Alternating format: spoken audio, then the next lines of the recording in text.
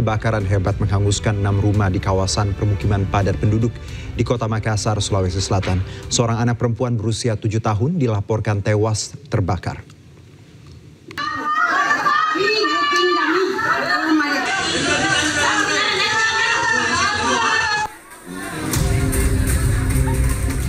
Kebakaran hebat terjadi di Jalan Manunggal 31, Kecamatan Tamalate, Makassar, Sulawesi Selatan. Api dengan cepat membesar di tengah permukiman padat penduduk hingga meludeskan 6 unit rumah dan merusak 2 rumah lainnya. Selain itu, seorang anak perempuan berusia 7 tahun ditemukan tewas terjebak di dalam rumahnya yang terbakar. 7 unit mobil damkar diterjunkan, namun petugas sempat terkendala menjangkau titik kebakaran karena lokasi berada di dalam gang sempit.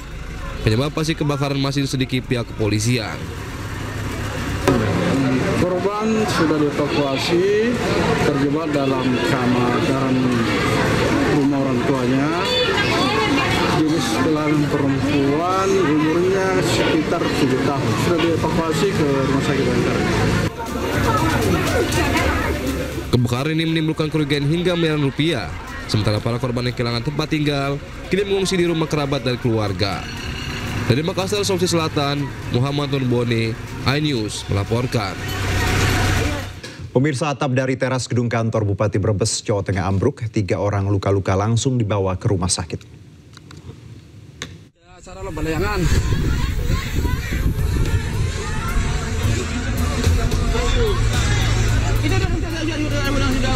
Ambulan medis bisa lompat. Ambulan medis bisa langsung lompat. Untuk para pilot bisa menjaga anak-anaknya dahulu. Jangan sampai Teras kantor Bupati Brebes, Jawa Tengah berukuran 15 meter dengan lebar 8 meter ini ambruk. Bangunan teras ini ambruk saat tengah dalam perbaikan atap. Atau cepat-cepat, jangan mengamankan.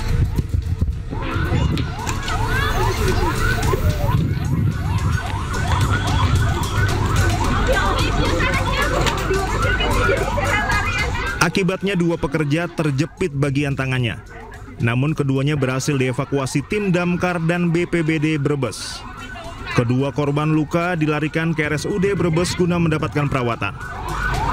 Di sini kan pernah runtuh, itu kan ya kan pernah viral ya. Itu kan saya kan karena bangunan itu. Terus kan disuruh mandor kan disuruh bongkar semua ya. Di sana kan udah retak semua. Di sana udah retak. Bangun begitu bangun, saya tahu itu kotak dari sana. Terus saya kan lari, tapi larinya nggak belok, mundur, nabrak ini. Tapi saya lihat teman saya yang mau turun itu jatuh, terus saya tarik.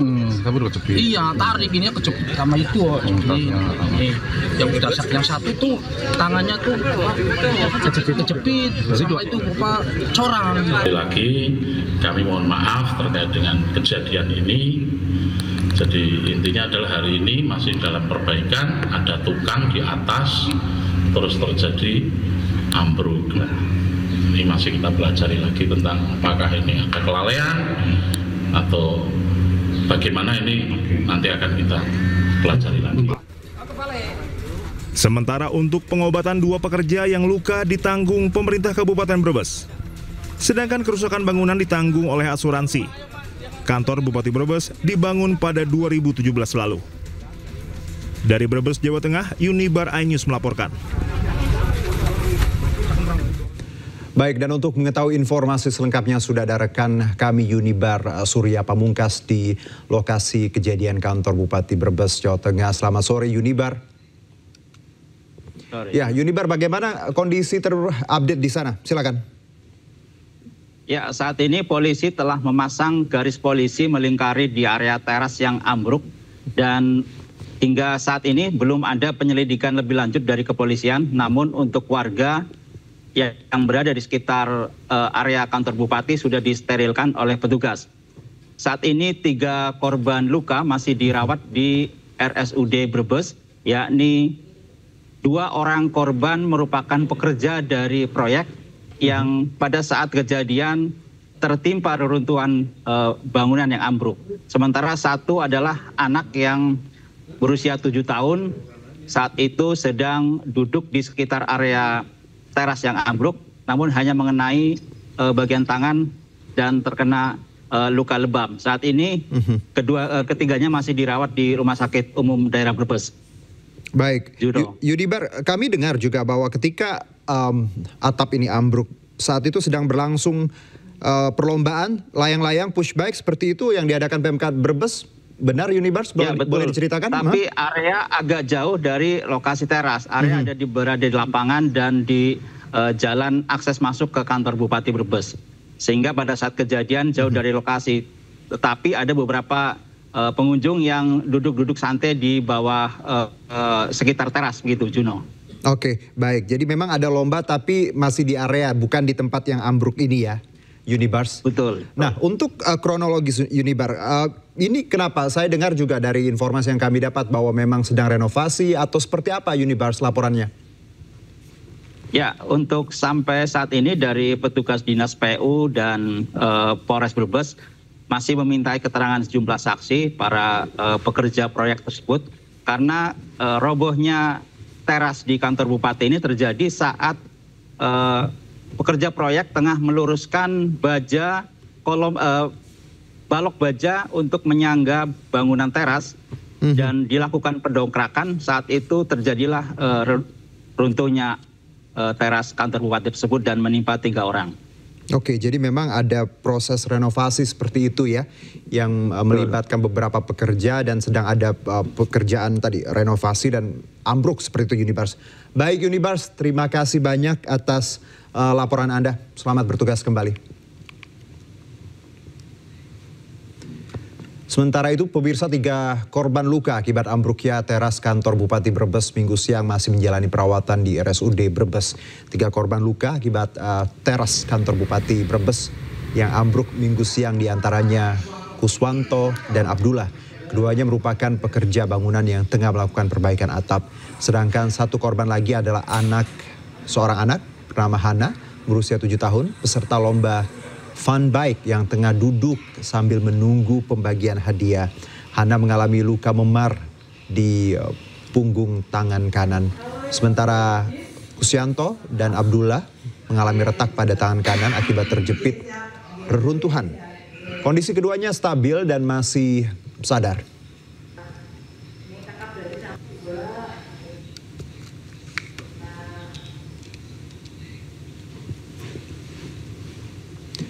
Baik, pemirsa, ribuan masyarakat memadati kawasan Monumen Nasional Jakarta dalam gelaran TNI Fair 2025. Acara ini menjadi rangkaian peringatan HUT ke-80 Tentara Nasional Indonesia dengan menghadirkan pameran alutsista terbaru hingga berbagai kegiatan publik. Di lapangan Silang Monas, warga tampak antusias melihat langsung alat utama sistem persenjataan yang dimiliki TNI dari 3 matra. Rangkaian acara TNI Fair tersaji bagi warga, mulai dari pameran alutsista dari TNI AD, TNI AL, dan TNI AU, serta pesta rakyat. Masyarakat yang hadir memanfaatkan momen ini untuk mencoba menaiki alutsista TNI atau hanya sekedar bersuap foto. Selain itu, pesta rakyat TNI Fair juga menyuguhkan pembagian sembako dan makanan gratis bagi para pengunjung. Dari Taman Impian Jaya Ancol, Jakarta yang memang masih menjadi pilihan destinasi para wisatawan untuk berlibur, kawasan yang luas dan bersih, serta banyak pilihan aktivitas yang dapat dilakukan, menjadikan wisata Ancol digemari oleh masyarakat Jakarta dan sekitarnya. Dan masih dalam nuansa libur akhir pekan ini, pemirsa, masyarakat Jakarta dan sekitar nampaknya memanfaatkan momen libur dengan bermain dan menikmati suasana di Pantai Lagun Ancol. Beragam aktivitas dapat dilakukan di kawasan Ancol, salah satunya di Pantai Lagun. Pengunjung dapat bermain pasir ataupun bermain air, menaiki wahana air, atau hanya sekedar duduk santai menikmati keindahan dari Pantai Lagun Ancol ini. Pantai Lagun Ancol juga dinilai ramah dan aman bagi anak-anak, biaya masuk yang terjangkau, kawasan yang luas dan bersih, serta banyaknya aktivitas yang dapat dilakukan menjadikan wisata Pantai Lagun Ancol digemari oleh para pengunjung.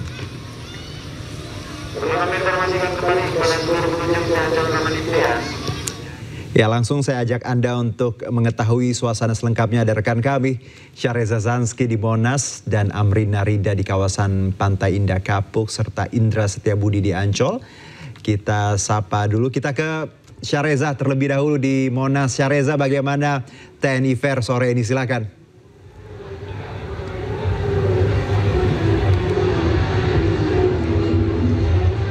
Ya baik Juno dan juga pemirsa, selamat sore. TNI Fair 2025 berangsur begitu meriah dan juga menakjubkan ya. Ada 3 matra yang memamerkan beragam alutsista mereka dan juga apa saja fasilitas yang ada di Silang Monas. Dan saya ada di museum di mini museum TNI Angkatan Laut ini memamerkan beragam atribut dan juga alutsista mini ya tentunya. Seperti tadi kami bermain ke beberapa booth Kopaska, tadi ada yang namanya senjata bawah air, lalu ada senjata rumduk atau yang biasa dikenal sniper dan juga alat selam close hingga senjata gatling begitu. Ini milik Kopaska dan tentunya ini menarik, tadi banyak sekali masyarakat yang berkunjung ke beragam booth dan ini spesial hari ini karena ada Kepala Staf Angkatan Laut tentunya Muhammad Ali yang datang ke berbagai titik yang ada booth yang ada di tempat ini begitu. Dan seperti diketahui Juno, ini adalah hari terakhir digelarnya TNI Fair 2025 dan tentunya menarik untuk melihat apa saja yang ada fasilitas yang ada di sini ya. Dan ini ramai sekali, masyarakat banyak yang mendekat ke berbagai pameran yang ada di tempat matra TNI Angkatan Laut, di mana tadi kami melihat ada Kepala Staf Angkatan Laut Muhammad Ali berkunjung ke berbagai titik dan menyapa masyarakat tentunya. Dan untuk diketahui juga Juno dan juga pemirsa, tidak hanya soal pameran alutsista, ada beragam fasilitas seperti pameran komunitas dan klub dan juga bakti kesehatan. Dan kami masih menunggu Juno seperti apa kemeriahan, namun bisa dipastikan ini masih begitu ramai di hari terakhir TNI Fair 2025. Kembali ke Anda Juno. Baik, jadi ini hari terakhir, masyarakat masih bisa sampai nanti malam ya. Selanjutnya kita bergeser ke kawasan Pantai Indah Kapuk. Ada Amrina Rida di sana. Amrina, bagaimana kawasan PIK sore ini? Silakan. 3,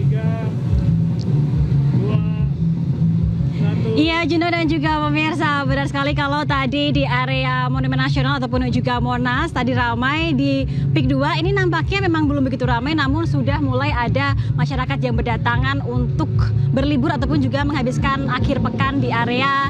Sekarang kami berada di Batavia PIK 2. Nah sekarang ini ada di titik jembatan Kota Intan yang merupakan salah satu ikon dari Batavia PIK 2. Nanti akan ada pertunjukan musikal Air Mancur, namun memang baru akan dimulai pada pukul 18.45. Nah kita akan mencoba untuk berbincang dulu. Ini saya lihat ada kakak-kakak yang lagi menikmati suasana senja di sini. Kita akan coba bertanya apa yang akan mereka lakukan di sini. Selamat sore, halo kakak-kakak. Oke, boleh minta waktunya sebentar? Boleh tahu namanya siapa kak? Ana. Oke, Kak Ana. Kalau boleh tahu dari mana Kak, kalau boleh tahu? Dari Magetan, Jawa Timur. Oke, dari Magetan, Jawa Timur. Kesini sama siapa? Sendirian atau sama saudara nih? Oh, sama anak ya. Kak Ana, kalau boleh tahu ini kenapa jauh-jauh dari Magetan, Jawa Timur ke sini? Mungkin bisa ceritain apa yang menarik sih di sini gitu? Katanya banyak orang sih PIK bagus. Tempatnya banyak tempat hiburannya juga, tempatnya juga asri, dan aku lihat memang bener kayak kita ke luar negeri tapi di Indonesia lihat di PIK gitu loh. Nah ini kan kita lagi di jembatan Kota Intan ini, udah jalan-jalan lihat jembatannya gimana sih? Apakah adem atau gimana gitu kesannya? Bagus, kokoh, megah, mewah. Kayak serasa kita di luar negeri padahal di Indonesia.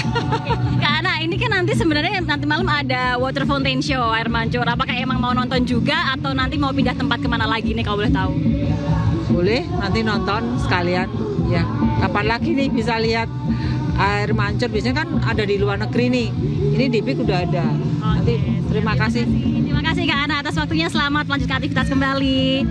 Ya Juno dan juga pemirsa, tadi kita dengar bahwa ada yang jauh-jauh dari Jawa Timur untuk berlibur ke area PIK 2 karena memang di sini ada lumayan banyak ikon-ikon yang sangat menarik untuk tempat bersuah foto, untuk mengabadikan momen, dan juga ini di jembatannya pun juga anginnya sangat sepoi-sepoi sekali. Ini kita bisa melihat di belakang kami sudah mulai berdatangan dari masyarakat yang nantinya tentunya mereka juga akan menyaksikan salah satu pertunjukan air mancur musikal, yakni Water Fountain Show, yang akan dimulai pada pukul 18.45 dan juga pada pukul 20.15. Jadi mungkin nanti untuk Juno habis siaran, kalau misalnya punya waktu bisa langsung ke Batavia Peak 2 untuk ikut sama kami menyaksikan Water Fountain Show. Kembali ke Anda, Juno.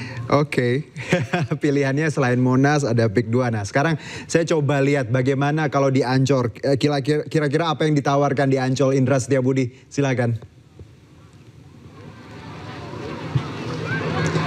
Baik Juno dan juga pemirsa, tidak kalah pasti dengan Peak maupun juga Monas Juno. Di pantai Ancol ini, di tempatnya di Lagut, pas saya melaporkan ini ramai sekali oleh para pengunjung di momen weekend pada pekan kali ini. Dan memang mengingat esok hari ini masyarakat sudah melakukan kegiatan aktivitas bekerja dan juga sebagainya. Nah untuk sebelum melakukan kegiatan bekerja, mereka menghabiskan waktu untuk berkunjung ke tempat wisata terdekat, salah satunya di Ancol, Jakarta Utara. Anda bisa saksikan Juno dan juga pemirsa bahwa di sini banyak sekali bisa dinikmati ataupun dirasakan bagi para pengunjung selama berada di Pantai Lagun Ancol. Anda bisa menikmati main pantai di sore hari, Juno, bermain pasir, maupun juga di sini juga bersuah foto, maupun juga berenang, dan juga ada yang bermain layang-layang ini seperti ini. Adik-adik ini main berlayang-layang dan seru sekali memang keseruan adik-adik. Karena memang untuk tren cuaca, Juno, di sini itu sangat kondusif sekali. Sempat tadi pada siang hari ini panas sekali, tapi tidak menyurutkan masyarakat untuk berwisata di Pantai Ancol Lagun. Dikarenakan memang harga yang murah dan lokasinya mudah diakses, Juno, menjadikan Ancol menjadi salah satu destinasi wisata favorit bagi warga Jakarta dan sekitar Jakarta. Dan tidak hanya bermain, dan di sini juga masyarakat khususnya orang tua ini bisa gelar tikar, makan bersama keluarga tercinta, maupun juga jajan-jajan. Ada UMKM banyak sekali UMKM yang menjajahkan dagangannya. Di sini juga banyak sekali mainan-mainan yang didagangkan oleh pelaku UMKM untuk memanjakan bagi masyarakat yang berada selama di kawasan Ancol ini, Juno. Dan Juno, kalau saya berpikir Anda lebih baik kesini setelah siaran, Juno, daripada ke Peak dan ataupun Monas. Demikian, Juno, kembali ke Anda. Oke, Indra, ini saya punya banyak pilihan, ya 3 pilihan. Pemirsa juga kalau mau TNI Fair, ke Monas, di Peak 2 ada air mancur musikal, dan tadi Ancol untuk wisata air. Terima kasih rekan-rekan, selamat bertugas kembali. Akibat alami kerusakan, sejumlah kapal global Sumut Flotilla yang menuju Gaza terpaksa bersandar darurat di perairan Italia. Kami segera kembali.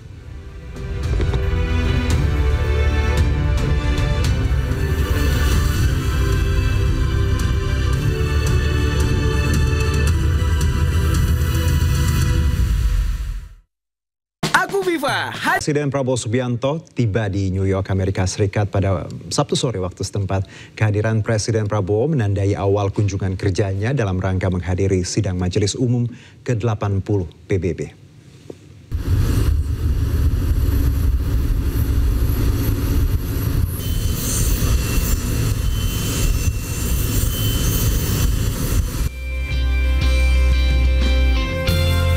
Presiden Republik Indonesia Prabowo Subianto tiba di Bandara Internasional John F. Kennedy, New York, Amerika Serikat pada Sabtu 20 September pukul 16.50 waktu setempat. Kehadiran Presiden Prabowo di New York menandai awal kunjungan kerjanya dalam rangka menghadiri sidang Majelis Umum ke-80 Perserikatan Bangsa-Bangsa atau PBB.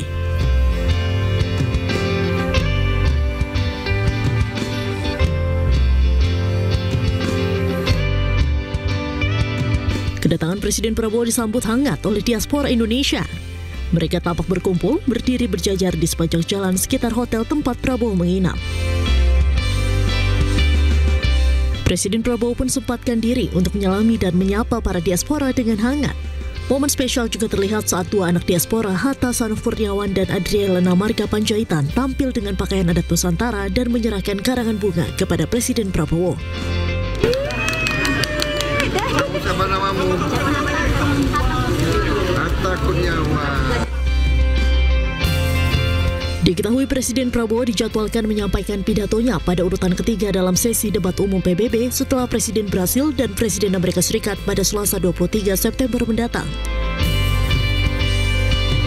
Sidang Majelis Umum PBB tahun ini menjadi momentum penting bagi Indonesia sekaligus untuk menegaskan peran Indonesia sebagai pemimpin Global South yang konsisten menyuarakan agenda reformasi tata kelola dunia. Sebelumnya pemirsa, usai mengunjungi Pavilion Indonesia di Osaka Expo 2025, Presiden Prabowo Subianto bertolak dari Bandara Internasional Kansai, Osaka, Jepang, menuju New York, Amerika Serikat, Sabtu waktu setempat. Keberangkatan Presiden Prabowo dilepas langsung oleh former Assistant CH Cabinet Secretary Jepang, Keiichi Ichikawa, Ambassador in Charge Kansai Region Yayushi Misawa, dan sejumlah pejabat duta besar Indonesia di Jepang. Presiden Prabowo akan tiba di Bandara International John F. Kennedy, New York, sekitar pukul 16.15 waktu setempat. Dalam lawatan ke New York, Presiden Prabowo diagendakan menyampaikan pidato dalam sesi debat umum pada sidang ke-80 Majelis Umum Perserikatan Bangsa-Bangsa.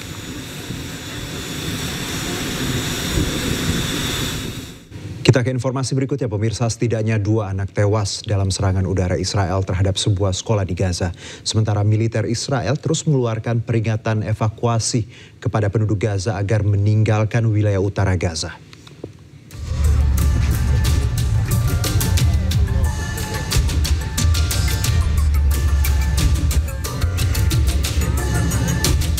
Setidaknya 2 anak Palestina tewas dan beberapa lainnya terluka di tengah serangan udara Israel terhadap sekolah Al-Mutasi yang digunakan oleh para pengungsi sebagai tempat berlindung di sekitar stadion olahraga Yarmouk di Gaza. Para korban luka langsung dibawa ke rumah sakit Al-Shifa untuk mendapatkan perawatan medis.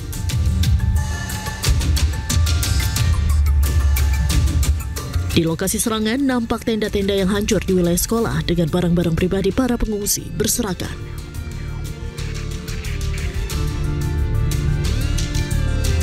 Sementara pasukan Israel terus menyebarkan selebaran peringatan di wilayah Al-Shifa dan Al-Shati di Gaza Barat, serta sejumlah wilayah di utara Gaza. Israel mendesak penduduk untuk mengungsi ke selatan dan memperingatkan agar tidak tetap tinggal di wilayah utara yang akan membahayakan nyawa mereka. بدهم يطلعوهم من غزة، وين بدهم يودوهم؟ على الجنوب؟ مش كل الجنوب غزة والشمال غزة يا أمي، مش كلهم غزة. وين إيش بدهم يعملوا فينا أكثر من اللي عملوه؟ هذا كله بحجة حماس، حسبي الله ونعم الوكيل فيهم. هذا كله حجج، هذول بدهم يهجروا الناس بس، بدهم يطلعوهم من ديارهم، يطلعوهم من دورهم. Sebelumnya tentara Israel merilis pernyataan yang mengumumkan pasukannya akan terus beroperasi di jalur Gaza. Pemirsa, Kedutaan Besar Republik Indonesia di Tunisia akan memonitor secara langsung warga negara Indonesia yang ikut dalam misi kemanusiaan pelayaran global Sumut Flotilla. Pihak Kedubes Tunisia akan melakukan koordinasi secara intens terhadap lembaga terkait.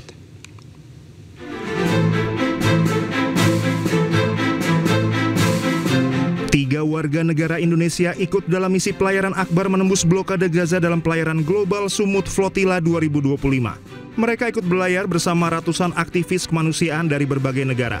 2 diantaranya seorang public figure atau influencer, Wanda Hamidah, dan aktivis kemanusiaan sekaligus Ketua Koordinator Indonesia Global Peace Convoy, Muhammad Hussein. Keduanya berlayar dengan kapal berbeda dengan waktu berbeda. Wanda dengan kapal Kaisar, sementara Hussein tercatat sebagai penumpang kapal Observer. Duta Besar Indonesia untuk Tunisia, Zuhairi Misrawi, mengatakan pihaknya akan melakukan koordinasi secara intens terhadap lembaga terkait, termasuk monitor pergerakan kapal kemanusiaan. Kami dalam 2 minggu ini melakukan pendampingan pelayanan terbaik bagi relawan Indonesia yang akan berangkat ke Gaza, dan Kementerian Luar Negeri Indonesia sudah menyampaikan supaya Israel tidak mengganggu misi kemanusiaan dari relawan kita. Jadi oleh karena itu keberangkatan 3 relawan Indonesia ke Gaza ini akan mendapatkan perlindungan, perhatian penuh dari pemerintah Indonesia. Setelah ini memang kami akan melakukan koordinasi dengan perwakilan Indonesia yang dilewati oleh Global Sumut Flotilla, ya, terutama dari perairan Italia, lalu perairan Siprus Yunani, dan kemudian dengan kedutaan kita di Amman Jordan, karena nanti akan prosesnya ke Jordan, tapi juga observer sepertinya akan ke Mesir juga. Jadi kami akan koordinasi dengan perwakilan Republik Indonesia di Mesir, ya, di Itali, Yunani, Jordan, lalu kemudian Kairo, Mesir. Tercatat dari tracking flotila kapal kemanusiaan menembus blokade Gaza sudah mencapai 50 unit termasuk 5 kapal milik bantuan masyarakat Indonesia. Diharapkan pekan depan kapal sudah sampai ke perairan Gaza untuk menyalurkan bantuan kemanusiaan. Dari Tunisia, Ahmad Tasori Anyus melaporkan. Kecelakaan beruntun melibatkan 3 kendaraan terjadi di ruas tol Cipularang, kilometer 99, wilayah Purwakarta, Jawa Barat. Tidak ada korban jiwa dalam insiden tersebut dan hanya mengakibatkan 5 orang luka-luka serta 3 kendaraan rusak.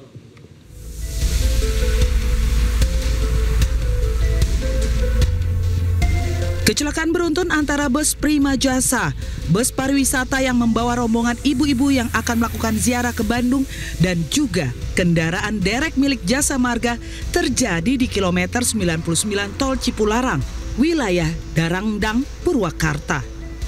Kecelakaan bermula bus pariwisata dari arah Jakarta menuju Bandung dan bus Prima Jasa dari arah Bandung menuju Jakarta. Lalu di depannya terdapat mobil derek yang akan berbalik arah dengan cara berputar. Bus Prima Jasa yang dalam kecepatan tinggi diduga tidak bisa mengerem dan langsung menghantam mobil derek. Lalu hampir bersamaan muncul bus pariwisata sehingga kendaraan derek yang sedang berbalik arah tersebut menabrak bus pariwisata tersebut. Posisi bus pariwisata RMJ posisi dari Jakarta arah ke Bandung, KM 99. Nah, ternyata dari Prima Jasa arah lawan dari Bandung ke Jakarta. Depan mobil dia ada mobil derek, lagi berhenti menyeberang. Nah, situasinya bagus, mobil dereknya pas. Saya lihat udah kacanya udah bagus jauh-jauh. Nah, kecepatan tinggi dari Prima Jasa ini mungkin nggak bisa kekejar remnya mungkin. Ajar mobil derek. Pas saya lagi lewat di jalur 2 kecepatan 80, mobil derek itu ngantam mobil saya. Itu Jasa Marga mau nyebrang derek. Iya, mau nyebrang derek itu. Pas mau ke kiri ada mobil. Nah, itu kan gini nih. Langsung ke nabrak. Mau direm udah dekat enggak rem. Tidak ada korban jiwa dalam kecelakaan beruntun ini. Pengemudi derek Jasa Marga mengalami luka berat dan 4 penumpang bus pariwisata dievakuasi ke rumah sakit di Padalarang, Bandung Barat. Sementara rombongan ibu-ibu yang akan ziarah hingga masih menunggu bus lain yang akan membawa mereka ke Bandung. Mogok di tengah rel, sebuah mobil yang ditumpangi pasangan suami istri ditabrak kereta di perlintasan kereta api tanpa palang pintu Kabupaten Indramayu, Jawa Barat. Akibatnya sebuah mobil terseret hingga 15 meter. Warga berupaya mengevakuasi sebuah mobil yang terbalik usai dihantam kereta api di perlintasan tanpa palang pintu di Desa Darmin, Indramayu, Jawa Barat. Mobil sempat terseret 15 meter setelah ditabrak kereta Bangunkarta, jurusan Jakarta Jombang. Pasangan suami istri yang berada di dalam mobil terluka parah. Kecelakaan terjadi saat mobil melaju dari arah Babadan menuju Pantura Kertasemaya. Mengalami mati mesin saat melintasi rel kereta tanpa palang pintu. Warga yang menjaga palang pintu sempat mengingatkan agar mobil segera berjalan, namun gagal. Pada saat ada kereta yang sedang lintas, yaitu kereta api Bangunkarta, jurusan Senen Jombang, kendaraan tersebut menabrak lokomotif sehingga terpental sekitar berjarak 15 meter. Kedua korban kini dirawat di Rumah Sakit Mitra Plumbon Widasari, Indramayu. Dari kejadian ini diingatkan untuk ekstra hati-hati saat melewati perlintasan kereta api tanpa palang pintu. Dari Indramayu, Jawa Barat, Tois Iskandar, iNews melaporkan. Bocah perempuan berusia 5 tahun ditemukan tewas tanpa busana di kolong kasur di kamar indekos di Penjaringan, Jakarta Utara. Ironis saat jasad ditemukan, ibu korban kabur meninggalkan lokasi.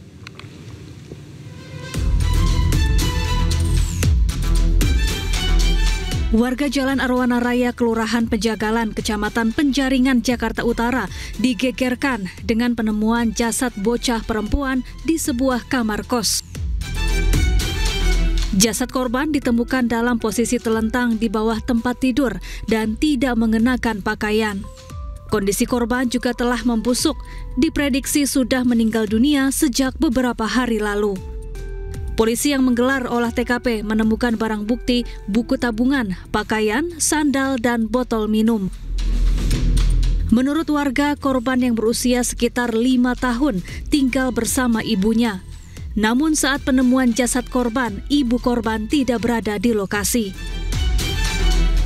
Biasa sih nggak ada bau ya. Kebelakangan ini sih ada bau di lantai atas. Kan kita sebelahan di gedungnya. Itu kayak bau bangke, tapi bukan bangkainya bukan bau bangke hewan, kayak bau bangke manusia gitulah. Ya, itu suka kecium sih, suka kecium. Ya kira-kira udah berapa hari kebelakang lah kecium itu. Jasad korban dievakuasi ke Rumah Sakit Polri Kramat Jati, Jakarta Timur untuk diautopsi. Sementara polisi masih mendalami pemeriksaan terhadap sejumlah saksi. Dari Jakarta, Rizky Falupi, iNews melaporkan. Kita ke informasi berikutnya, pemirsa. Lebih dari sepekan dirawat, satu korban ledakan gas di Pamulang, Tangerang Selatan meninggal dunia akibat luka bakar hampir 100%. Sementara 2 korban lainnya masih dirawat di rumah sakit.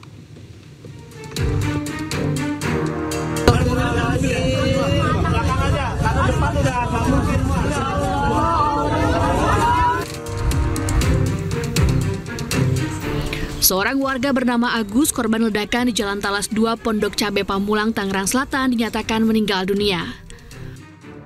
Pria 45 tahun ini sebelumnya menjalani perawatan intensif selama sepekan di 2 rumah sakit, yaitu Rumah Sakit Hermina Ciputat dan Tarakan, Jakarta, akibat luka bakar tubuhnya yang hampir 100%.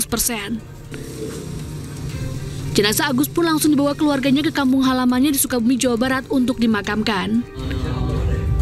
Sementara itu, istri Agus, yakni Rina, dan anaknya Rizky Raditya hingga kini masih menjalani perawatan intensif di rumah sakit karena menderita luka bakar akibat ledakan yang menimpa rumah mereka. Tadi malam kami mendapatkan kabar duka cita, salah satu korban, saudara A, dinyatakan telah meninggal dunia di Rumah Sakit Umum Daerah Tarakan setelah menjalani perawatan medis secara intensif. Sebelumnya, dari hasil olah TKP dan penyelidikan, polisi memastikan ledakan yang menimpa sejumlah rumah di Jalan Talas 2, Pondok Cabe, Pamulang, Tangerang Selatan akibat kebocoran tabung gas yang terakumulasi di salah satu rumah warga. Ledakan tersebut mengakibatkan 6 orang terluka dan 1 orang meninggal dunia. 4 diantaranya sudah diperbolehkan pulang setelah mendapatkan pertolongan medis. Dari Tangerang Selatan, Banten, Nunung Purnomo, iNews melaporkan. Pendidikan dasar dan menengah Abdul Muti, tak masalah game Roblox menjadi program ekstrakurikuler di sekolah. Namun ia mengingatkan akan dampak negatif dari suatu game.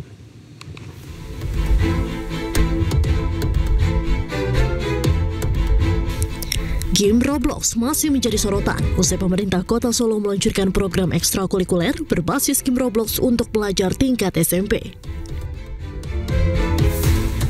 Menteri Pendidikan Dasar dan Menengah Abdul Mukti pun angkat suara soal hal ini.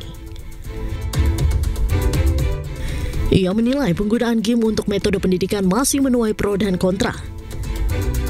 Pada dasarnya, ia tak mempermasalahkan game Roblox menjadi program ekskul di sekolah. Teknologi maju, teknologi modern itu bisa saja kita pergunakan sepanjang dia mendukung pembelajaran. Kalau dia tidak mendukung pembelajaran, ya kenapa harus memaksakan diri? Karena tidak berarti pembelajaran dengan media yang modern itu tepat untuk semua mata pelajaran.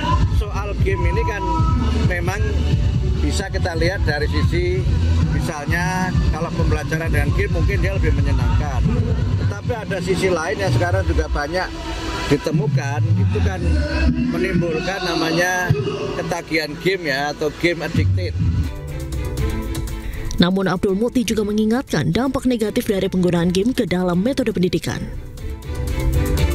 Kendati demikian, Mukti tak mempersoalkan kebijakan Pemkot Solo yang menerapkan game Roblox sebagai sarana program ekskul di tingkat SMP. Namun ia menekankan agar penggunaan game ke dalam metode pendidikan bisa dipertimbangkan dalam aspek kemanfaatan. Dari Jakarta, tim liputan iNews melaporkan.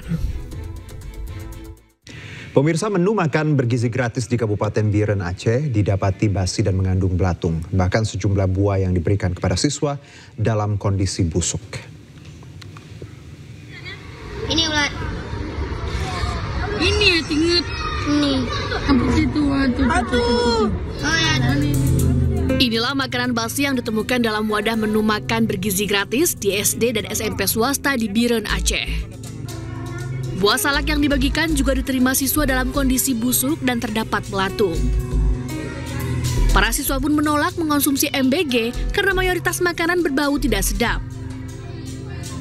Peristiwa ini langsung mendapat perhatian serius dari pemerintah setempat dan pihak Kejaksaan Negeri Biren usai dilaporkan orang tua siswa.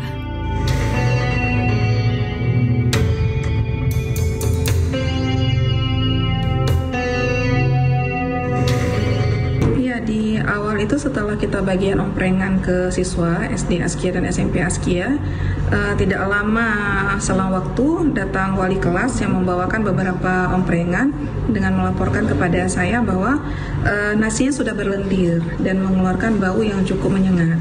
Menyampaikan bahwa anak-anak SD menemukan adanya belatung yang keluar dari dalam udang, lauk udang yang disajikan di dalam omprengan, dan juga ada yang beberapa menemukan ada salak yang busuk, tapi jumlah salak yang busuk juga tidak banyak.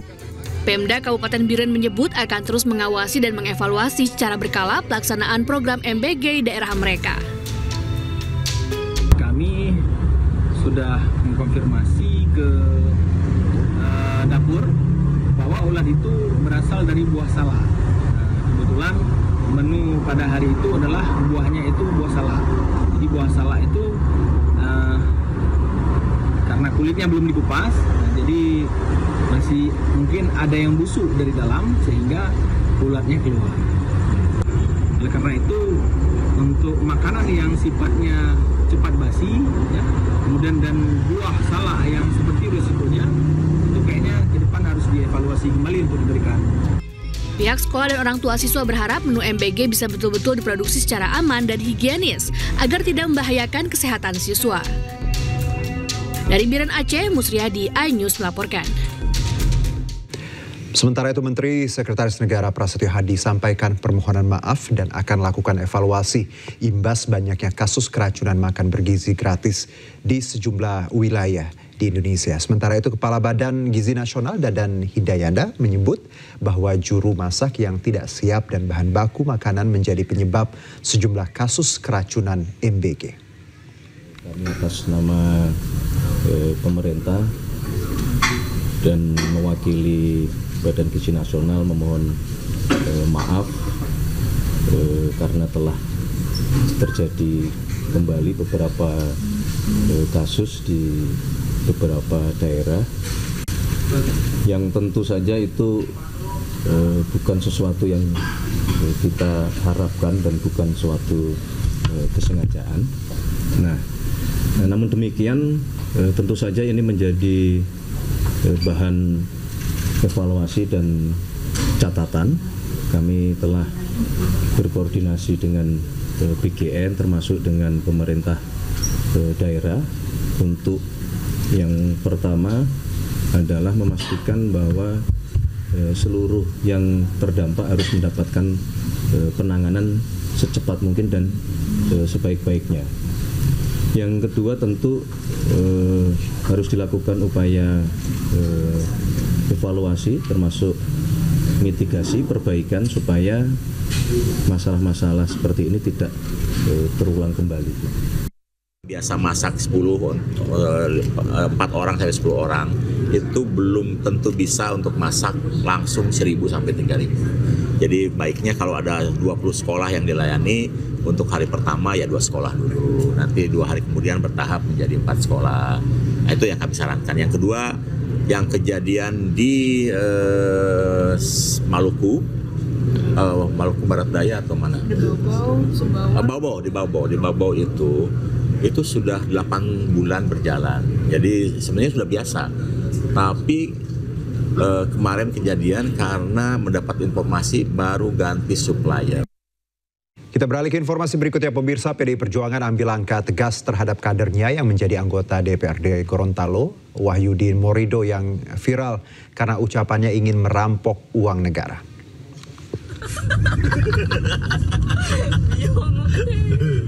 Kita rampok aja uang negara ini kan, kita habiskan aja biar negara ini makin miskin. Membawa hugel langsung ke Makassar menggunakan uang negara. Siapa Ji? Wahyudin Morido. Video viral anggota DPRD Gorontalo Wahyu Morido bersama teman wanitanya yang menyebut akan merampok uang negara berujung pemecatan. Kita rampok aja uang negara ini ya.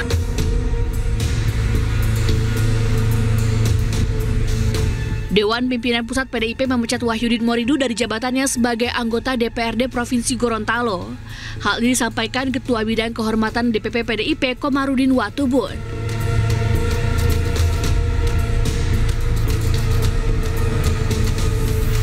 Komarudin menjelaskan keputusan pemecatan tidak diambil secara sepihak. Sebelumnya, DPP PDIP Provinsi Gorontalo telah melakukan klarifikasi langsung terhadap Wahyudin.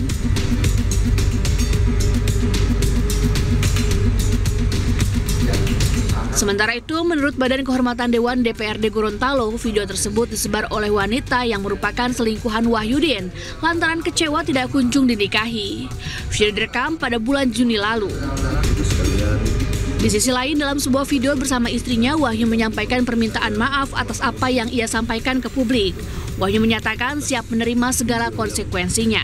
Telah diviralkan, saya tidak berniat untuk melecehkan ataupun menyinggung perasaan masyarakat Gorontalo yang saya wakili.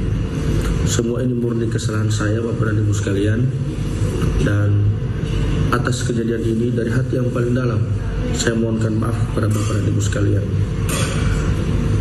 Selanjutnya, Bapak dan Ibu sekalian, apapun konsekuensi yang ditimbulkan atas video ini.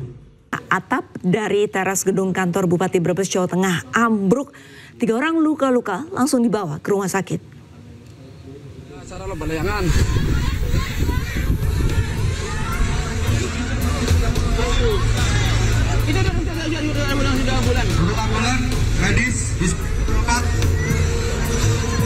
Ambulan medis bisa langsung ke lapangan. Untuk para pilot bisa menjaga anak-anaknya dahulu. Jangan sampai Teras kantor Bupati Brebes, Jawa Tengah berukuran 15 meter dengan lebar 8 meter ini ambruk. Bangunan teras ini ambruk saat tengah dalam perbaikan atap. Langsung cepat-cepat, jauh mengamankan.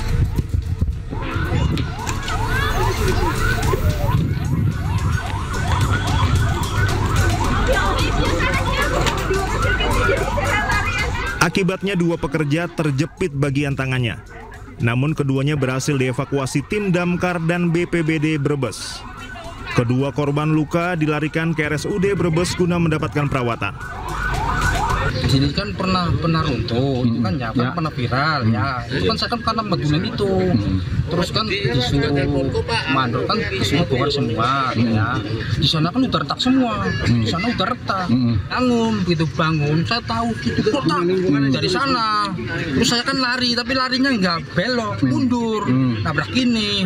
Tapi saya lihat teman saya yang mau tunggu itu jatuh, terus saya tarik. Tapi udah kejepit. Iya, tarik ini kejepit sama itu. Yang satu tuh tangannya tuh kejepit sama itu berupa corang. Lagi kami mohon maaf terkait dengan kejadian ini. Jadi intinya adalah hari ini masih dalam perbaikan, ada tukang di atas terus terjadi ambruk.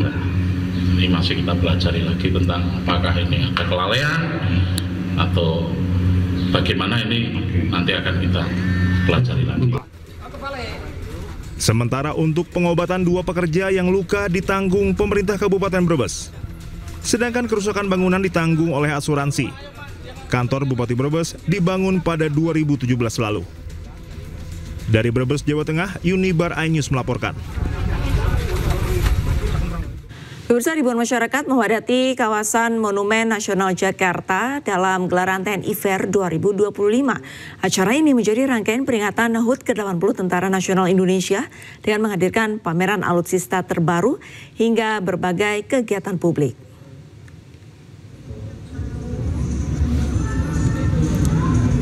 Di lapangan Silang Monas, warga tampak antusias melihat langsung alat utama sistem persenjataan yang dimiliki TNI dari 3 matra.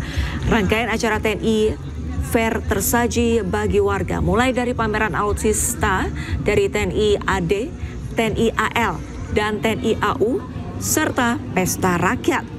Masyarakat yang hadir memanfaatkan momen ini untuk mencoba menaiki alutsista TNI atau hanya sekedar bersuah foto. Selain itu, pesta rakyat TNI Fair juga menyuguhkan pembagian sembako dan makanan gratis bagi para pengunjung.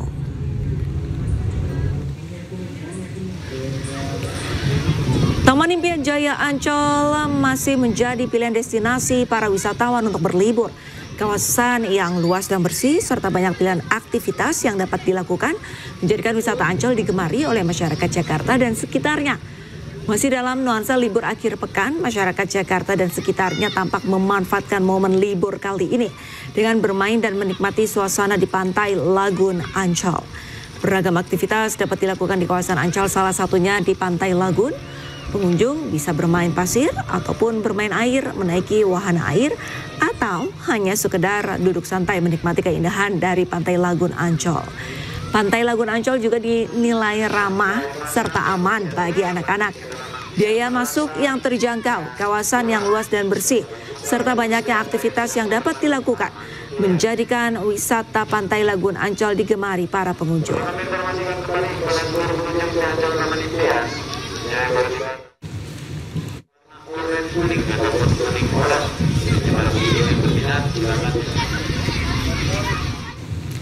Pemirsa, untuk mengetahui suasana di sana sudah ada rekan kami Amrina Rida di Pantai Indah Kapuk dan Indra Setiabudi di kawasan Ancol.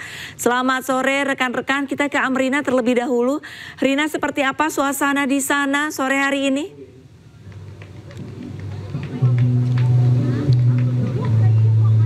Ya, Lista dan juga pemirsa, ini kami tepat berada di atas jembatan Kota Intan, Batavia Peak yang menjadi salah satu ikon di Batavia Peak. Nah, ini adalah situasinya kalau kita lihat begitu ya, di area jembatan ini ataupun juga di Batavia Peak memang sudah mulai didatangi oleh para pengunjung yang nantinya mereka akan menyaksikan adanya salah satu pertunjukan yang cukup menarik yang bernama Water Fountain Show. Namun memang seperti yang Lista lihat saat ini bahwa untuk Water Fountain Show belum dimulai. Nah, ini adalah situasinya.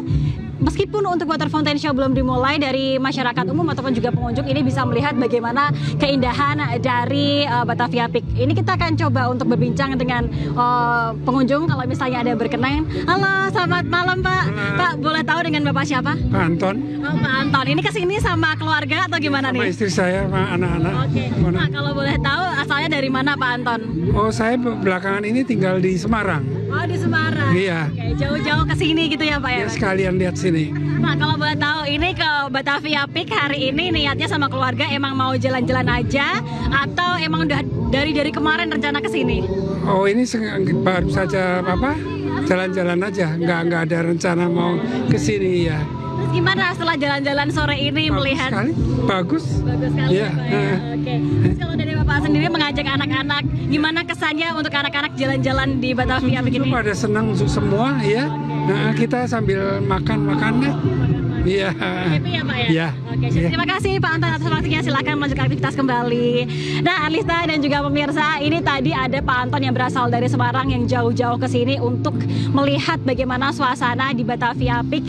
Dan ini kalau misalnya kita melihat lebih jauh suasana sekitar memang sudah mulai ramai dari pengunjung yang datang ke sini. Ada yang jalan-jalan saja ataupun juga seperti di samping-samping kami yang membawa hewan peliharaan untuk berjalan-jalan. Jadi memang Batavia Peak ini menjadi salah satu tempat yang cocok sepertinya ya untuk keluarga berjalan-jalan ke sini. Nah, Alista dan juga pemirsa, seperti yang saya sampaikan tadi bahwa nanti akan ada pertunjukan yang sangat menarik bernama Water Fountain Show sekitar pada pukul 18.45.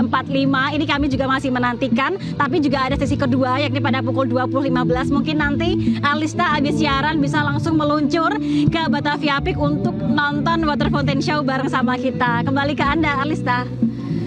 Baik, terima kasih banyak tawarannya Amrina. Mungkin nanti saya akan menyusul ke tempat Anda. Dan sekarang kita akan menyapa Indra Setiabudi di kawasan Ancol. Indra, untuk di Ancol sore hari ini seperti apa keramaiannya? Baik, selamat sore menjelang malam Arlista dan juga pemirsa. Tidak kalah dengan keseruan di Batavia Fik Jakarta, yang mana di lokasi di Jabodetabek ini, di tepatnya di Ancol, Lagun, Jakarta Utara, ini semakin sore semakin menarik ya, dikarenakan memang sore hari melihat pantai dan juga seperti bersantai menggelar tikar seperti di belakang saya, Arlista, dan juga masih ada banyak masyarakat yang masih melakukan aktivitas bermain layangan. Dikarenakan memang untuk area bermain air ini sudah tidak bisa, Arlista, maksimal memang pada pukul 17 waktu Indonesia Barat ataupun terakhir pada pukul 5 sore hari tadi saja, sehingga masyarakat sudah tidak bisa bermain air pada melewati batas pukul 17 waktu 00 waktu Indonesia Barat. Namun meskipun sudah tidak bisa main air, namun mereka masih bisa bermain di sekelilingan pantai, bibir pantai, di bermain pasir masih boleh, dan juga ada yang sampai ketiduran juga di sini. Dikarenakan memang angin ini sangat sepoi-sepoi sekali, Arlista, untuk merefresh sebelum esok hari. Ini kebanyakan masyarakat ini sudah melakukan aktivitas seperti bekerja dan lain sebagainya, Arlista. Di sini rata-rata mereka memang membawa keluarganya, terutama anak-anak nih, pastinya sangat suka sekali bermain air, bersuah foto, maupun juga bermain pasir. Dikarenakan memang di sini juga tidak perlu membawa tikar. Di sini juga ada banyak penyewaan tikar, dan juga disewakan wahana-wahana seperti tadi ada penyewaan perahu, banana boat, dan banyak sekali. Dan karena memang harga yang sangat terjangkau, Arlista, dan juga lokasinya sangat-sangat mudah diakses masyarakat, sehingga Ancol ini ataupun Pantai Lagun ini menjadi salah satu destinasi wisata paling favorit tepatnya di Jakarta Utara dan warga sekitarnya. Dan selain itu juga di sini juga masyarakat ini juga kami melihat juga masih ada yang santai, makan-makan bersama keluarga tercinta, menikmati sore hari yang sangat cerah ini, Arlista. Dan Arlista, kalau saya boleh saran ya, Arlista, daripada mendingan di Ancol ini setelah siaran ini sangat menarik sekali menikmati suasana sore menjelang malam hari di tepi pantai. Demikian, Arlista, kembali ke Anda. Baik, terima kasih banyak. Indra Setiabudi melaporkan dari Ancol, dan sebelumnya sudah ada rekan Amrina Rida yang melaporkan dari Pantai Indah Kampuk. Selamat kembali bertugas, rekan-rekan. Pemirsa, kita ke informasi selanjutnya. Aktivitas Gunung Lewotobi laki-laki di Kabupaten Flores Timur, Nusa Tenggara Timur kembali meningkat. Warga di sekitar gunung diminta waspada, sementara bandara ditutup.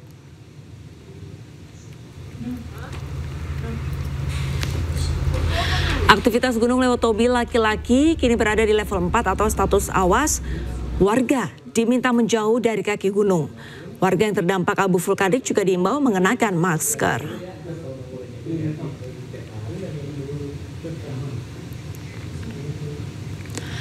Sementara itu, Bandara Frans Seda di Kabupaten Sika, Nusa Tenggara Timur terkena imbas erupsi Gunung Lewotobi laki-laki. Bandara ini ditutup sementara sejak 2 hari lalu.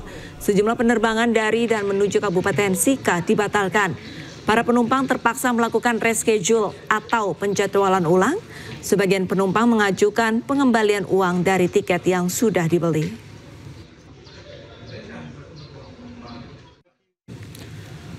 Pemirsa, pasca erupsi Gunung Lewotobi, warga Desa Boru dan Hikon mulai membersihkan atap rumah mereka. Pembersihan dilakukan guna mengantisipasi kerusakan yang lebih parah. Warga yang ada di Desa Boru dan Hikon, Flores Timur, Nusa Tenggara Timur, mulai membersihkan atap rumah mereka Minggu siang. Abu yang tebal tercipta dari erupsi Gunung Lewotobi laki-laki. Dengan disemprot air, warga mulai membersihkan abu vulkanik dari rumah mereka, terutama bagian atap yang berbahan dasar seng. Pada hari Jumat, kami mengalami erupsi, dan hari Sabtu dini hari dia ada lagi. Jadi terpaksa hari Minggu kami bersihkan abu-abu yang di atas seng, karena seng semua sudah karat, bocor, jadi kami bersihkan. Hingga Minggu siang, Gunung Lewotobi laki-laki masih erupsi sejak Jumat malam. Status gunung pun masih berada di level 4 atau awas. Dari Flores Timur, Nusa Tenggara Timur, Joni Nura, iNews melaporkan. Imbas kecelakaan berulang, Gubernur Jakarta Pramono Anung akan mengevaluasi kinerja PT Transjakarta selaku BUMD yang mengoperasikan bus Transjakarta.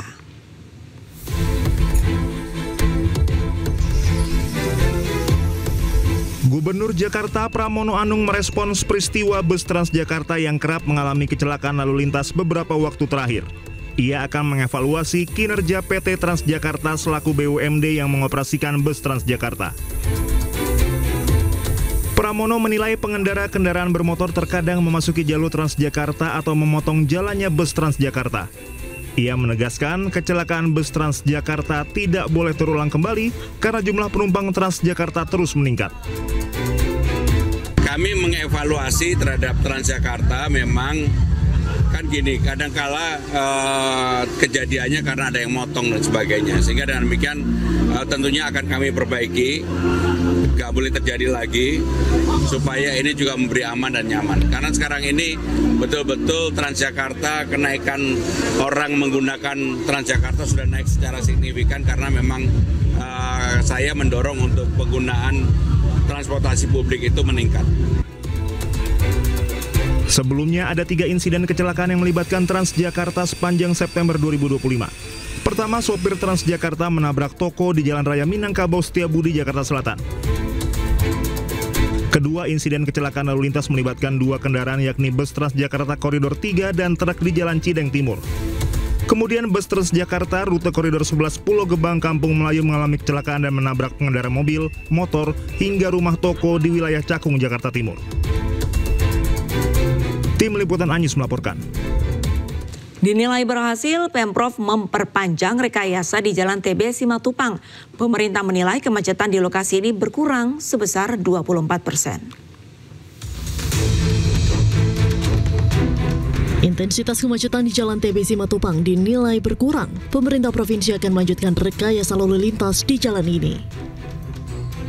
Sebelumnya, pihak Pemprov telah melaksanakan rapat khusus dengan Dinas Perhubungan DKI Jakarta dan Asisten Pembangunan Pemprov DKI Jakarta mengenai rekayasa jalan Lalin TB Simatupang. Hasil rekayasa mencatat dapat mengurangi kemacetan hingga 24%. Dengan Dinas Perhubungan, Asisten Pembangunan, yang mereka juga sudah memberikan data terakhir kemarin mobil yang masuk itu lebih dari 750, menunjukkan bisa menurunkan secara signifikan kemacetan yang ada di TB Simatupang. Untuk itu hari Senin besok akan diputuskan, tapi saya sendiri sudah meminta untuk diputuskan sampai dengan akhir Oktober. Dan kalau itu dilakukan mudah-mudahan makin membuat TB Simatupang kemacetannya teratas. Ya. Nasib lanjutan rekayasa di TB Simatupang akan diputuskan pada Senin 22 September. Diketahui, uji coba rekayasa lalu lintas di kawasan ini berlangsung pada 15 September hingga Jumat 19 September, mulai pukul 17.00 hingga 20.00 waktu Indonesia Barat. Namun, saat ini Pemprov akan memperpanjang rekayasa jalan hingga akhir September 2025. Dari Jakarta, Tim Liputan Anyus melaporkan. Harga cabai keriting dan rawit di pasar tradisional di Kota Semarang, Jawa Tengah tembus Rp60.000. Kenaikan harga terjadi sudah sepekan terakhir.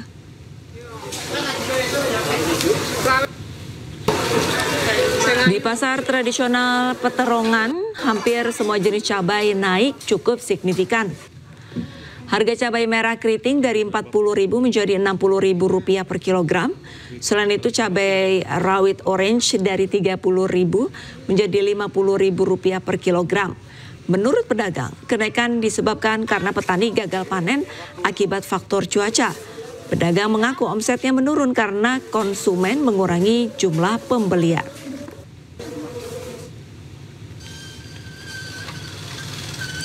Sementara itu harga ayam potong di Semarang juga naik menjadi Rp40.000 per kilogram dari sebelumnya Rp34.000 per kilonya.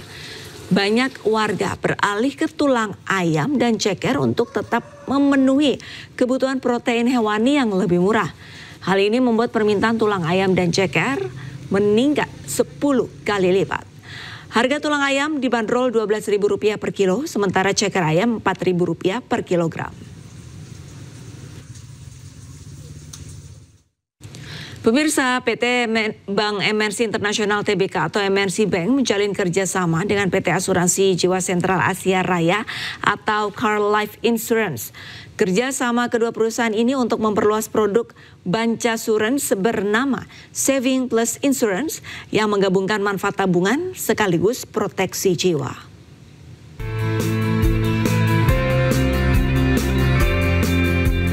Perjanjian kerjasama ini ditandatangani oleh Presiden Direktur MNC Bank, Rita Montagna, dan Direktur Utama Car Life Insurance, Freddy Tamrin, di MNC Bank Tower, Kebon Sirih, Jakarta Pusat. Kedua perusahaan berkomitmen untuk saling mendukung nasabah dalam merencanakan keuangan jangka panjang dengan memberikan rasa aman melalui perlindungan jiwa. Dengan reputasinya dan dengan apa yang sudah diberikan selama ini kepada nasabah-nasabah sebelumnya, yang mana menurut kami itu juga akan memberikan kontribusi atau nilai yang sangat positif bagi MNC Bank dan nasabah-nasabah kami. Tentunya kami berharap kerjasama ini kan baru awal sekali ya. Mudah-mudahan kita ke depan, dan saya yakin pasti akan terus bertambah dengan mungkin produk-produk baru yang lebih bisa menguntungkan kan. Dengan hadirnya Saving Plus Insurance, MNC Bank dan Car Life Insurance berharap dapat memperluas layanan finansial sekaligus menghadirkan solusi perlindungan jiwa yang sesuai dengan kebutuhan masyarakat modern. Dari Jakarta, Stephen Fatinama, Andri Setiawan, iNews melaporkan.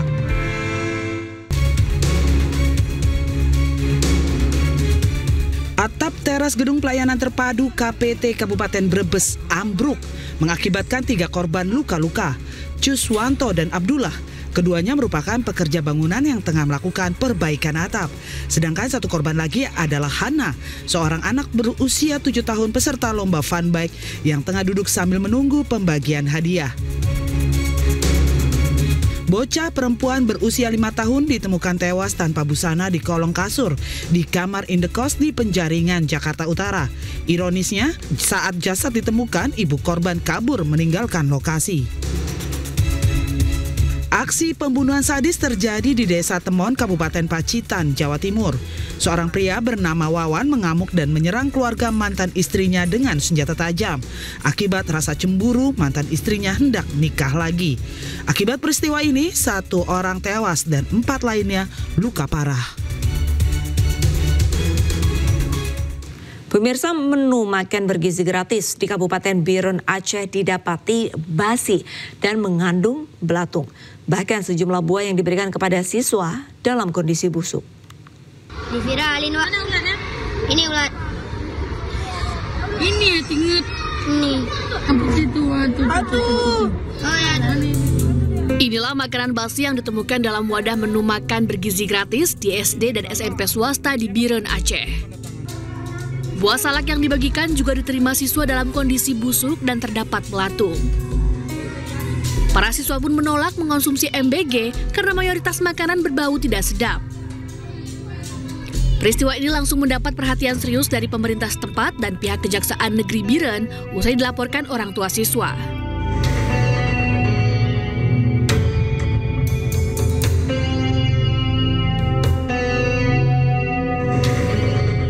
Di awal itu setelah kita bagian omprengan ke siswa SD Askia dan SMP Askia, tidak lama selang waktu datang wali kelas yang membawakan beberapa omprengan dengan melaporkan kepada saya bahwa nasinya sudah berlendir dan mengeluarkan bau yang cukup menyengat.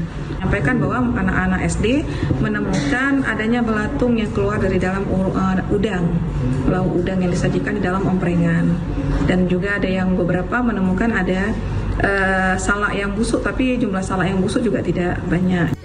Pemda Kabupaten Biren menyebut akan terus mengawasi dan mengevaluasi secara berkala pelaksanaan program MBG di daerah mereka.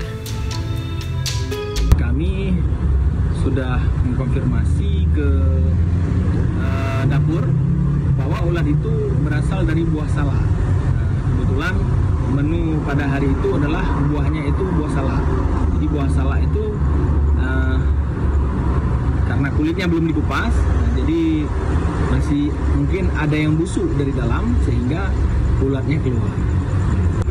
Oleh karena itu, untuk makanan yang sifatnya cepat basi, ya, kemudian dan buah salak yang seperti resikonya, itu kayaknya ke depan harus dievaluasi kembali untuk diberikan.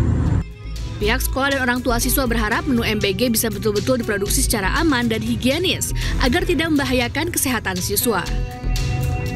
Dari Biren Aceh, Musriyadi, iNews melaporkan.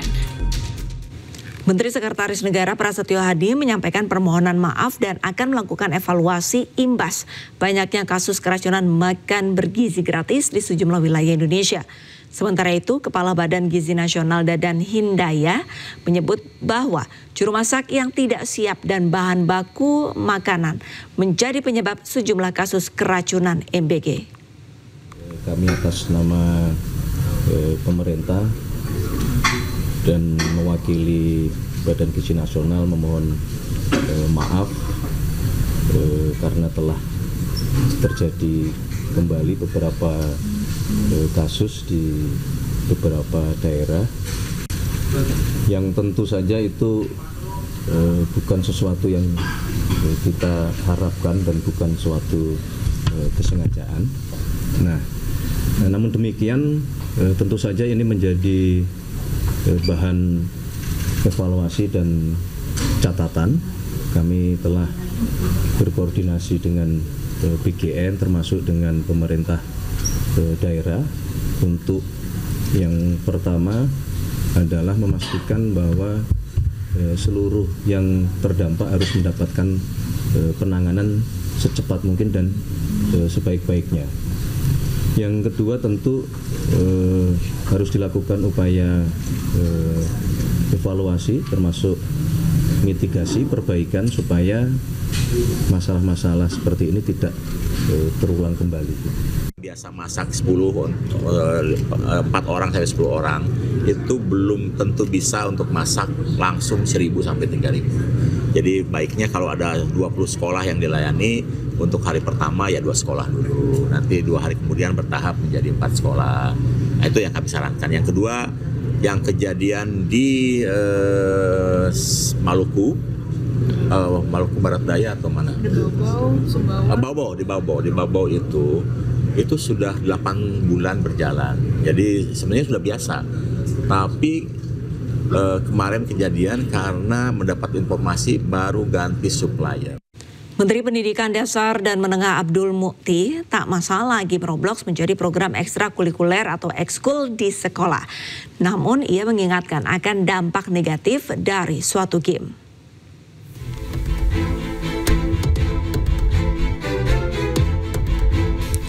Game Roblox masih menjadi sorotan usai pemerintah Kota Solo meluncurkan program ekstrakurikuler berbasis game Roblox untuk pelajar tingkat SMP. Menteri Pendidikan Dasar dan Menengah Abdul Mukti pun angkat suara soal hal ini. Ia menilai penggunaan game untuk metode pendidikan masih menuai pro dan kontra. Pada dasarnya, ia tak mempermasalahkan game Roblox menjadi program ekskul di sekolah. Teknologi maju, teknologi modern itu bisa saja kita pergunakan sepanjang dia mendukung pembelajaran. Kalau dia tidak mendukung pembelajaran, ya kenapa harus memaksakan diri? Karena tidak berarti pembelajaran dengan media yang modern itu tepat untuk semua mata pelajaran. Soal game ini kan memang bisa kita lihat dari sisi misalnya kalau pembelajaran dengan game mungkin dia lebih menyenangkan. Tetapi ada sisi lain yang sekarang juga banyak ditemukan, itu kan menimbulkan namanya ketagihan game ya atau game addicted. Namun Abdul Mukti juga mengingatkan dampak negatif dari penggunaan game ke dalam metode pendidikan. Kendati demikian, Mukti tak mempersoalkan kebijakan Pemkot Solo yang menerapkan game Roblox sebagai sarana program ekskul di tingkat SMP. Namun ia menekankan agar penggunaan game ke dalam metode pendidikan bisa dipertimbangkan dalam aspek kemanfaatan. Dari Jakarta, Tim Liputan iNews melaporkan. 6 hari berlayar dari Tunisia menuju Gaza, sejumlah kapal global Sumut Flotilla, termasuk yang ditumpangi Wanda Hamidah dan Muhammad Hussein, rusak. Kapal pun terpaksa bersandar darurat di perairan Italia.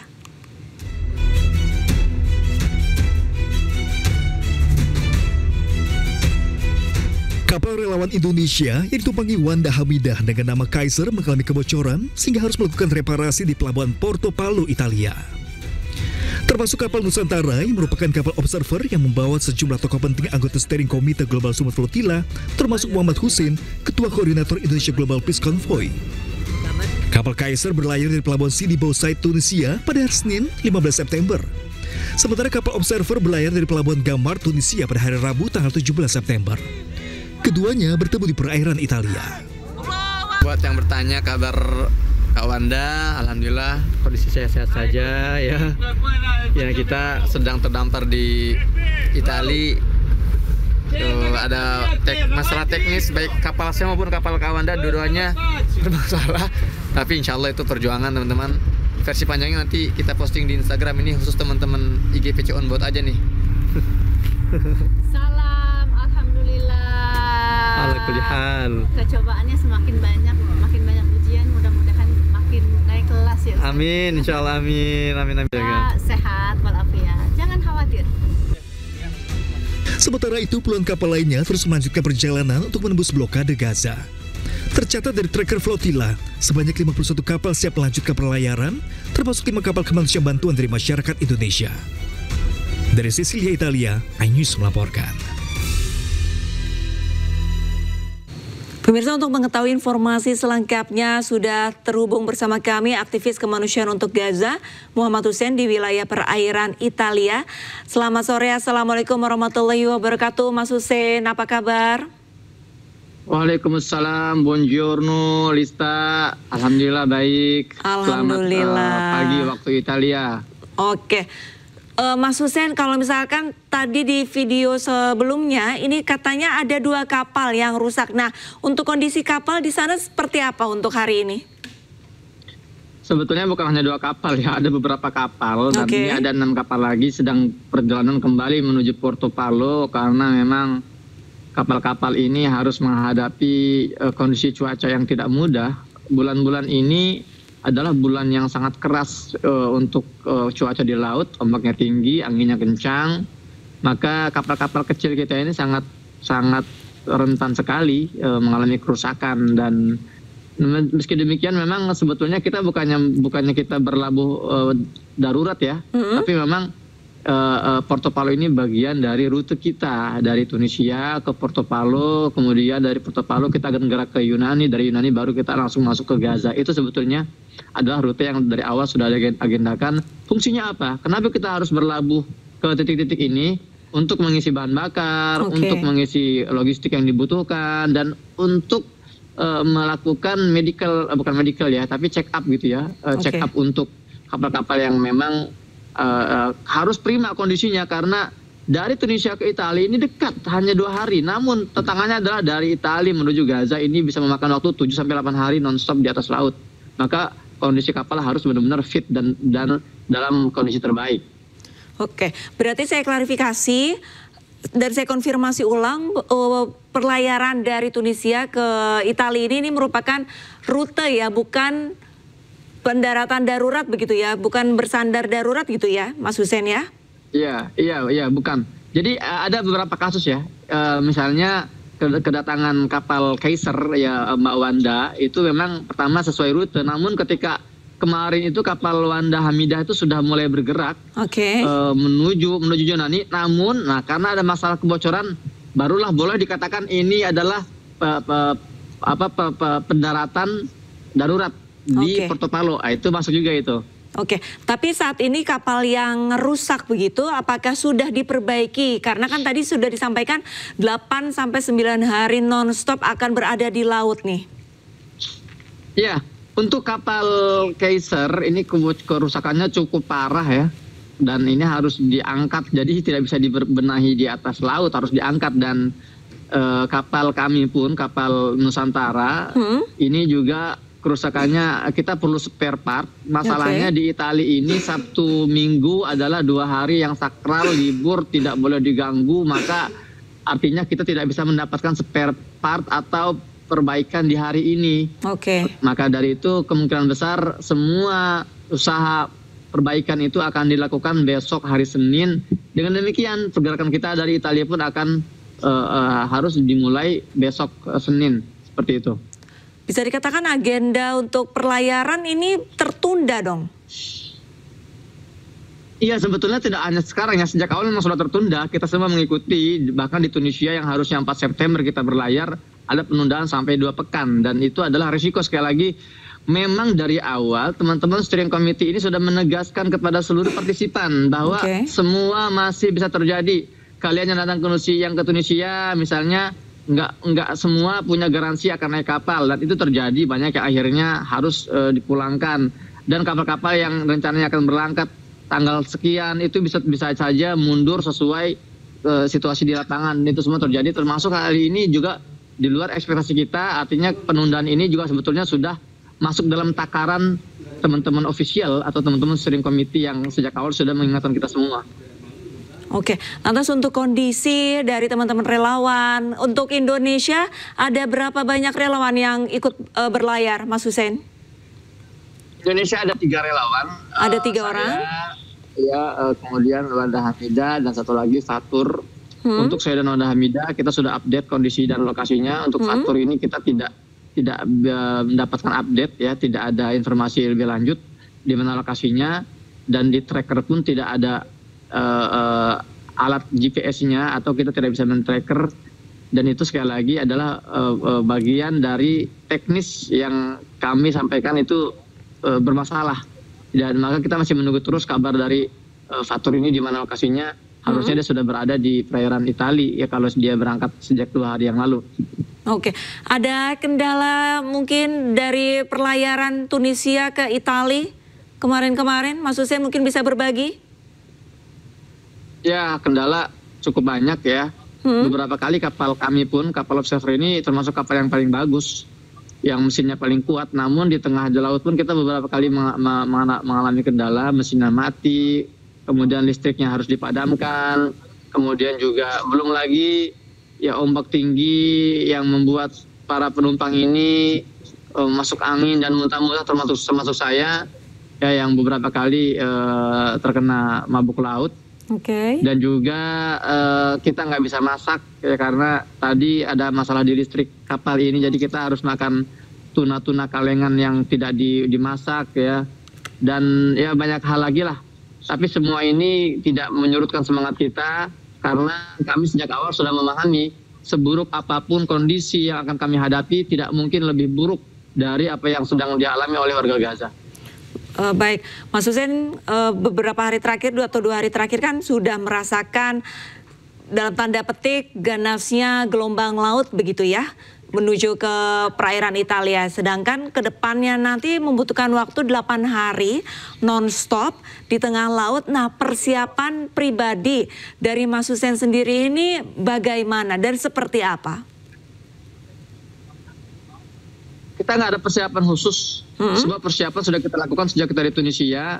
Misalnya persiapan logistik, ya center untuk kepala, kemudian juga obat-obatan yang urgen gitu kan, kemudian juga baju dan sleeping bag, itu aja. Yang paling penting adalah persiapan mental, karena adalah pintu masuk semua penyakit ya. Kalau mental kita lemah, kalau mental kita down itu penyakit itu akan sangat disambut banget itu oleh tubuh kita. Namun kalau mental kita kuat, terus semangat, optimis, insya Allah itu akan menjadi pemicu sehingga ketahanan tubuh kita meningkat, sehingga penyakit juga malas masuk ke tubuh kita. Jadi yang paling penting adalah persiapan mental dan positive thinking serta positive feeling kita yang harus kita jaga sampai kita tiba di Gaza, insya Allah. Insya Allah, amin. Tidak ada persiapan khusus, yang penting persiapan mental. Mas Hussein, terakhir harapan untuk menembus blokade Gaza seperti apa? Silakan. Ya, pada akhirnya kami ingin menegaskan bahwa gerakan Global Support Flotilla ini bukanlah gerakan per negara, bukan per kelompok, ini bukan gerakan politik. Ini adalah gerakan 47 negara bersama-sama. Ini adalah gerakan yang isinya adalah manusia-manusia yang marah melihat genosida berlangsung setiap hari, puluhan nyawa dibunuh tanpa ada yang bisa menghentikan. Kami sebagai manusia tidak bisa berpura-pura hidup normal seolah-olah genosida tidak terjadi. Maka kami berlayar. When our government fail, we sail. Ketika pemerintah kita gagal menghentikan genosida, memecah blokade, kami pun mulai berlayar. harapan kami untuk pemerintah Indonesia untuk pertama saya ucapkan terima kasih kepada pemerintah Indonesia yang sudah mengeluarkan statementnya meskipun masih sebatas Kementerian Luar Negeri dan para dubes-dubesnya. Kami berharap Pak Prabowo juga mengeluarkan statement yang tegas karena Pak Prabowo perlu pahami beberapa minggu ini Zionis Israel sudah menggunakan narasi-narasi untuk menjustifikasi. Ya, mereka menyebut kami ini para teroris sehingga mereka bersiap-siap kalau mereka menyerang kami itu sudah dibenarkan oleh undang-undang. Padahal kami ini adalah humanitarian, kami adalah manusia-manusia sipil yang datang tanpa senjata. Maka dari itu narasi teroris ini harus dinetralisir oleh Pak Prabowo bahwa ada di antara gelombang ini WNI sipil yang dilindungi oleh konstitusi dan kita bergerak atas nama kemanusiaan. Seperti itu. Baik. Semoga Presiden Prabowo Subianto mendengarkan suara dari Mas Hussein. Terima kasih banyak sudah berbagi bersama ini sore dan semoga perjalanan menuju Gaza dilancarkan. Wassalamualaikum warahmatullahi wabarakatuh. Terima kasih banyak Mas Hussein. Ya, sama-sama. Aksi demo terjadi di Cape Town, Afrika Selatan. Pengunjuk rasa pro-Palestina menggelar aksi mengecam perusahaan teknologi yang mendukung Zionis Israel. Sementara di Madrid, Spanyol, ratusan petugas kesehatan menunjukkan solidaritas kepada staf medis di Gaza. Pemirsa, usai sudah kebersamaan kita dalam program iNews sore hari ini. Temukan informasi terbaru lainnya di www.inews.id. Cuplikan tayangan berita iNews bisa Anda saksikan di kanal YouTube @official_inews. Jangan lupa saksikan iNewsroom sesaat lagi bersama rekan saya Diandra Mukni. Update informasi terbaru Anda dengan berita-berita aktual juga hangat dan sejukkan dulu dengan air mineral yang murni dan alami. Saya Arlista pamit undur diri. Selamat beraktivitas. Sampai jumpa.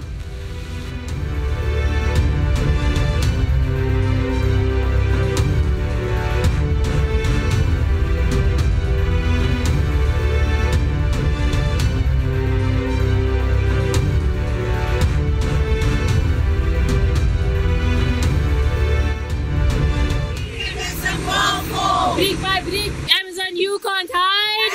Amazon you can't hide. Amazon. Sekelompok pengunjuk rasa pro-Palestina beraksi di kantor pusat teknologi multinasional Amerika Amazon di Cape Town, Afrika Selatan. Mereka mengecam keterlibatan perusahaan dalam genosida yang sedang berlangsung di Gaza.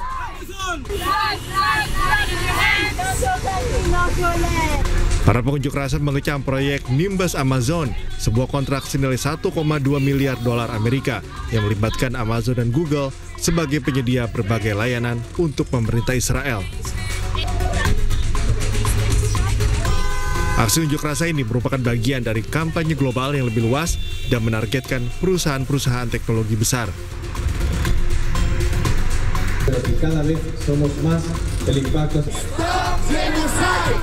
Sementara di Madrid, Spanyol, ratusan petugas kesehatan turun ke jalan menunjukkan solidaritas untuk staf medis Palestina di Gaza.